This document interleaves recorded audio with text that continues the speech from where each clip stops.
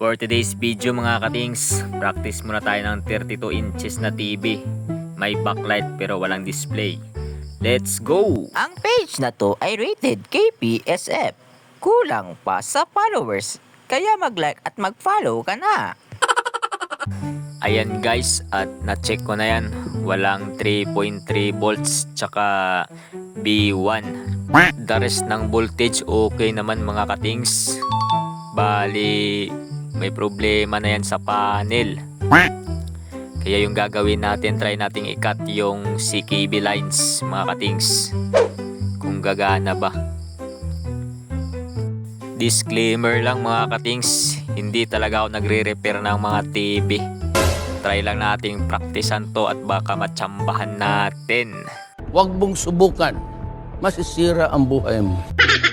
Ayan, at pinaputol ko na dyan yung apat na linya ng CKB mga katings. CKB 1, CKB, basta CKB lines Dami pang pinapaliwanag, kala mo alam naman lahat basta naputol natin yung CKB lines, bali apat. Sinabay-sabay na natin lahat para isang putulan lang mga katings. Bali ayan, magbo-voltage check na naman tayo ulit. Bali dalawang supply kanina yung wala nung unang tinister natin nung hindi pa nakating. Ayan, nire-ready ko lang yung tester natin mga katings. Okay. Ayan yung test pro dun sa negative. Palagi naman yan. Check natin yung B1. Ayun, meron na. Di lang halos nahagip. 32 volts. Bali yung 12 volts, yan yung galing dun sa mainboard papunta dyan sa Tikon mga katings.